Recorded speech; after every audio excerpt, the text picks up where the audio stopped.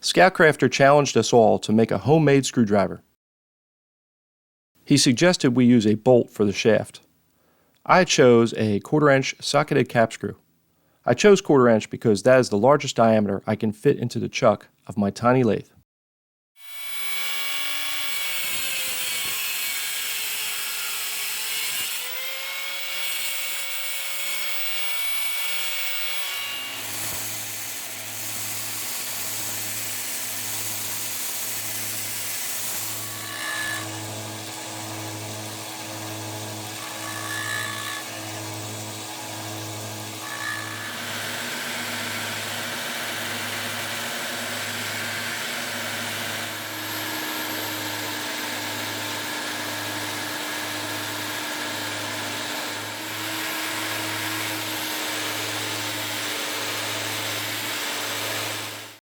Here's the shaft after sanding with 120 grit and all 3 grits of my conditioning belts.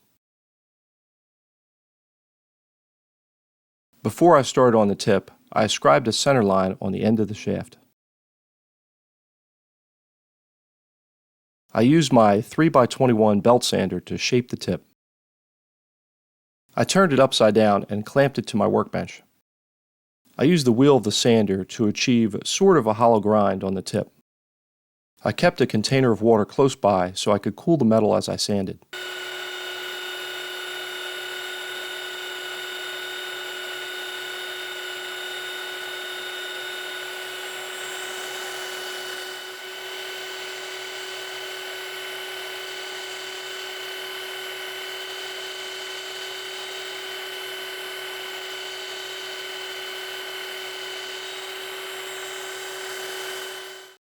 I managed to make a relatively symmetric tip.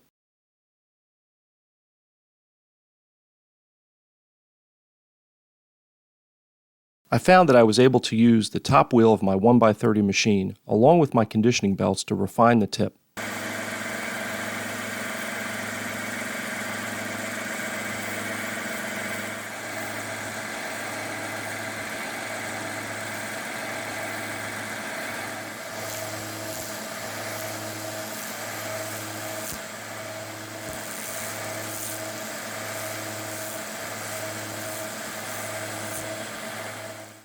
Here's the tip after the conditioning belts.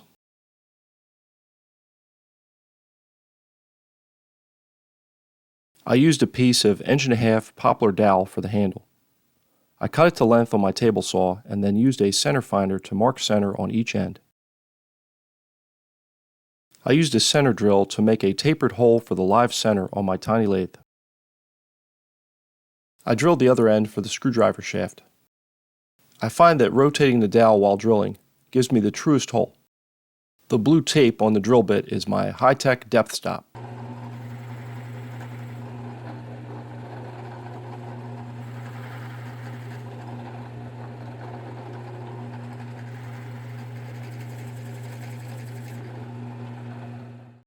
I tap the hole to match the threads on the end of my screwdriver shaft.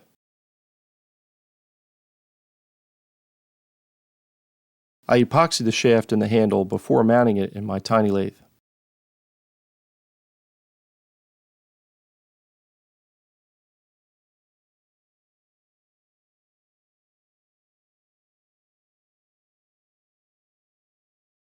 I found these brass ferrules on McMaster car. I used my dial caliper to measure the depth of the inside of the ferrule.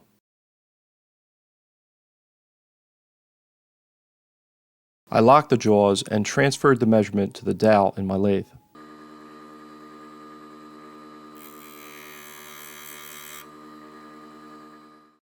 I like to mount my tiny lathe in my bench vise.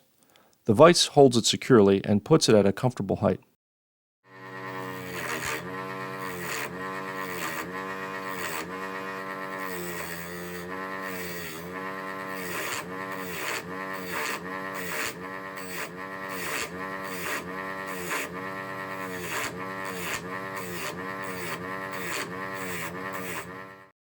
I used my dial caliper again to check that the inside diameter of the ferrule would fit on my turndown.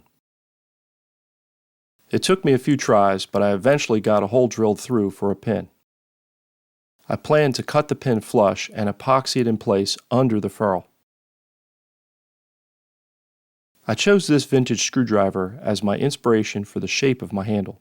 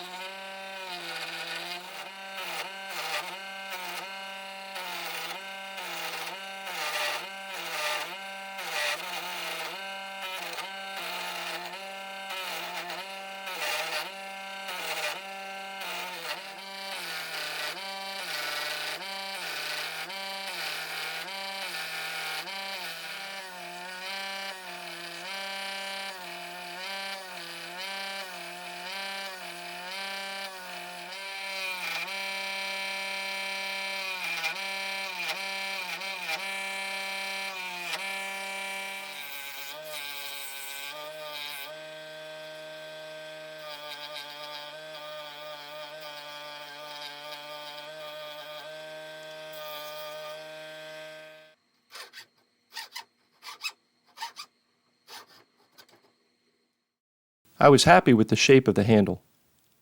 I sanded the butt end with my 1x30 machine, and then hand sanded the whole handle with the grain down to 220 grit.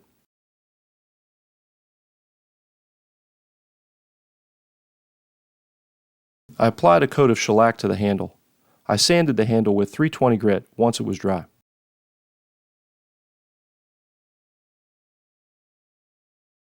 Then I applied several light coats of bare water-based Bombay mahogany stain and poly. This stuff is available at Home Depot. I like the low odor, water cleanup, and fast drying time. Here's the handle after the first coat. Here's the second coat. I buffed the handle with ultrafine gray Scotch-Brite in between coats. Superfine steel wool will also work. It usually isn't until the third coat that the deep Bombay mahogany color I like starts to develop. So here's my entry in ScoutCrafter's Homemade Screwdriver Challenge.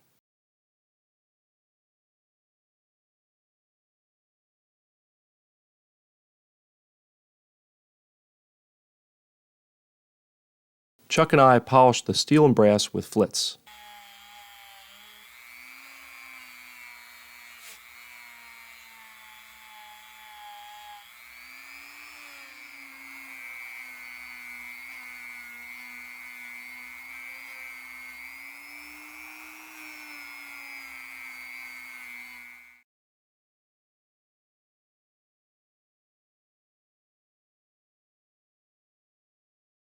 I glued the pin and ferrule with Bob Smith 30-minute clear epoxy. I ended up applying 5 coats of the bare Bombay mahogany.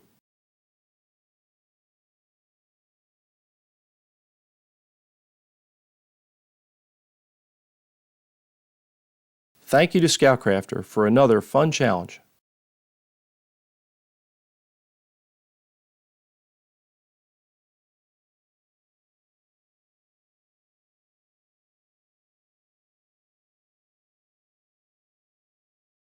I hope you enjoyed the video.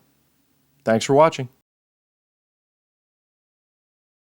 Chuck celebrated his 4th birthday this April, so I thought I would surprise him with a tiny screwdriver of his own.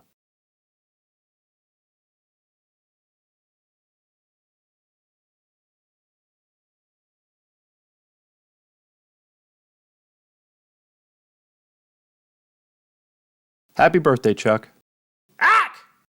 You're welcome, little buddy.